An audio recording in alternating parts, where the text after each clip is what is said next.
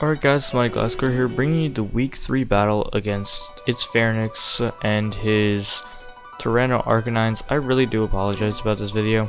It's supposed to be live, I had everything recorded, but it recorded a blank screen and the audio. Not really know what to do. It's right now 11:20 at night, so I'm trying to be quiet as possible. With the power of editing, it'll sound loud, but you can tell I'm sort of kind of whispering. I don't want to wake anybody up because it's like really late.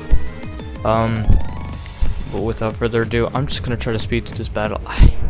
I really feel bad. It was a solid 30-minute match, and I recorded all the audio, but didn't get any sort of video to it. So, gonna re-commentate over it. Make sure you go check him out in the description. Help him get to 200 subs. He's so close to it. You can also check out his side of this battle as well. Anyways, we're gonna get straight into it. No special layout, no special anything really. I'm just gonna try to run through the game. It's gonna be on fast setting. Just trying to get through this, to be honest. Gonna be explaining a little bit. If you haven't seen Team Builder, check it out. Went up 2 hours ago. I really do hope this video is somewhat kind of good quality. Because I know it's late and I don't know. Anyways, we're gonna get straight into this. He does lead Tornadus because he can U-turn out and everything. He's faster than my entire team. Hits 375 speed. Nothing on my team speeds it outside of Scarf Rotom. I'm just going to lead Mammoth Swine as it is my rock setter. Star could have set rocks, but I don't have rocks on it set. He makes a hard play out into Lucario, predicting the ice move instead of U-turning because he probably thought I was Scarf, since I like running Scarf Mammoth Swine a lot. And I have ran it week 1.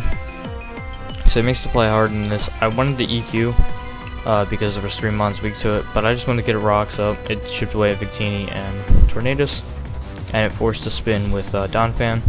I make the play out into Delmise, predicting a fighting move as he goes out into Rotom, and it's actually really good for us because we can power whip this and do a good solid 70 to 80. He goes into Big Bird, which isn't a counter because this does 42, although he is faster than us. We make the play out the Rotom to take a flying move as he goes for Flying EMZ, and it does a solid 48%. He makes the play out into Rotom Washing Machine as I thought he was going Donphan. We click Overheat, still does a good amount of damage. I feel like he knows we're Scarfed because we didn't Volt Switch out here, although he could have Hydro Pumped us, but it really did feel like he knew I was Scarfed. So we got into Delmise to take a Volt Switch, Hydro Pump. Pretty much anything really, and he's gonna U-turn.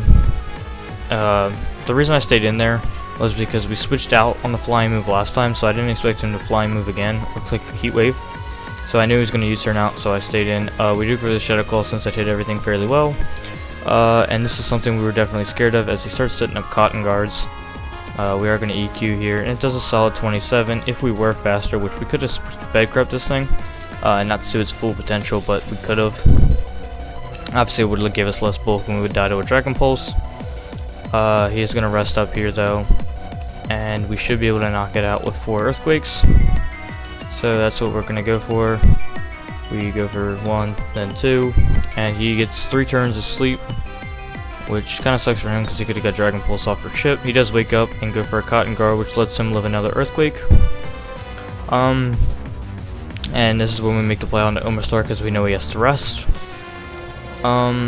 So here's where we're going to go for the Shell Smash so we can outspeed everything on his team and start doing some good damage. The only thing we can do to this thing is Ice Beam for a solid 58 to 60, although it is a 2-hit KO and he can't really hit us with anything outside of close combat into Bullet Punch. Or he can be Scarfed or Sphere and completely knock us out. So that was something I wasn't prepared for. Knowing he's Scarfed, we're going to go into Delmise to take any fighting move that he's going for since he's locked into Aura Sphere. He can't really touch us at this current moment.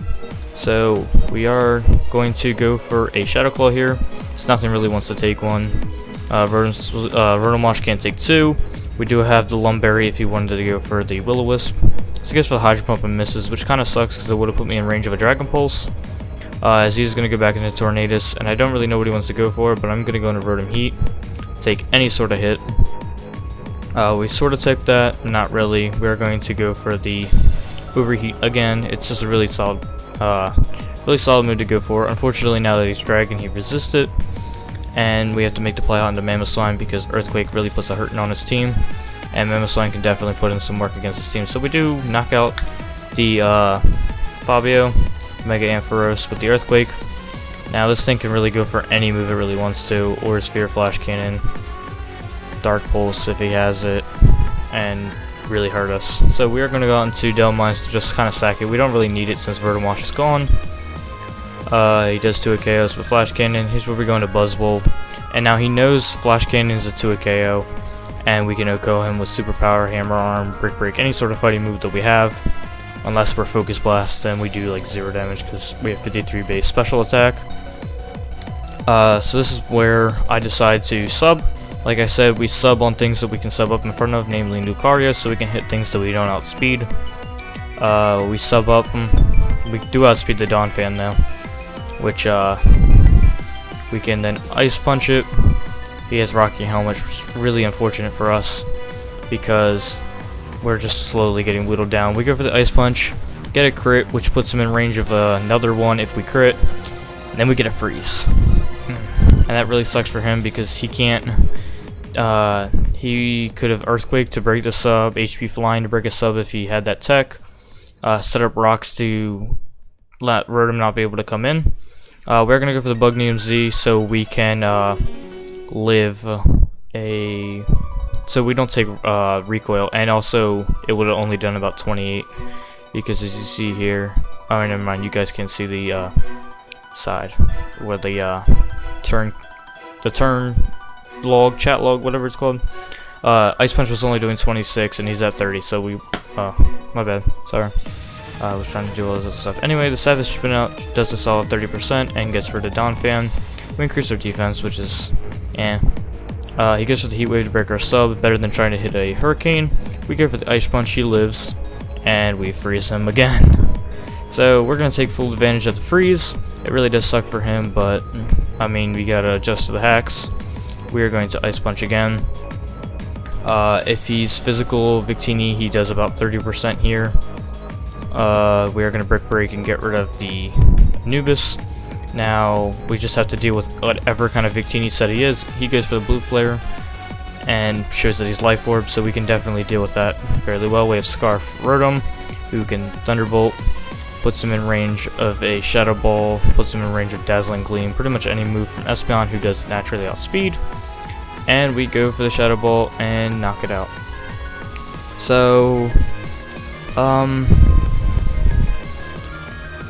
apparently, I didn't realize that I always mute spectator, so I didn't really know that someone else was in it. But yeah,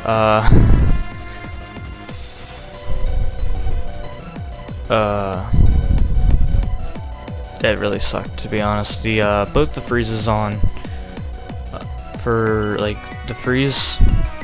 I don't know which freeze cost the game here. It could have been this freeze, because that freeze prevented rocks to go up and beat Rotom, since this is what he said he did. He said he set up rocks to kill Rotom on switch-in, since we didn't have any hazard removal.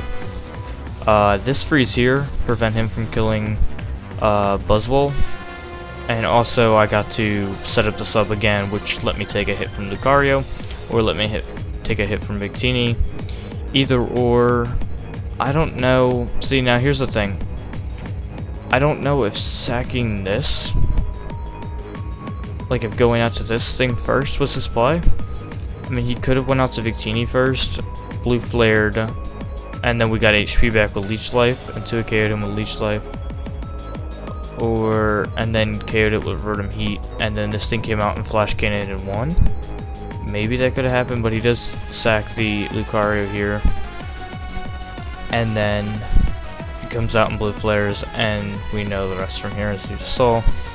Maybe sacking Lucario wasn't the play, but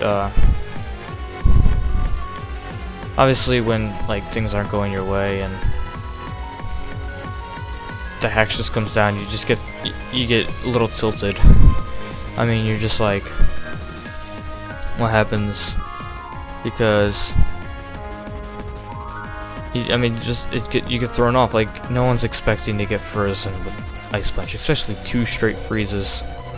Yeah, but Buzzwole is, I mean, he did what he had to do to win, so I gotta give him credit. Anyways, if you guys did enjoy the video, I really do apologize for the mic audio. I wish I had time in the morning to record, but by the time I get up, it'll be time to get up and go places and do all this other stuff. School's starting in a week. It's crazy. It's actually, I mean, you figure summer was just here and now it's gone. So, if you guys did enjoy the video, make sure you guys leave a thumbs up. Do whatever you have to do. Support is always appreciated. Currently, we are 2-1. Had to record next week's video this week, so I've already played week 4. So don't listen to the record that's in next week, because that is not assuming that we played this match. Jazz was going on a vacation, so I recorded the videos earlier. So yeah. Anyways, enough rambling. I am the Muddy Gliscor, the coach of your New York Gliscors, and I'll catch you guys later.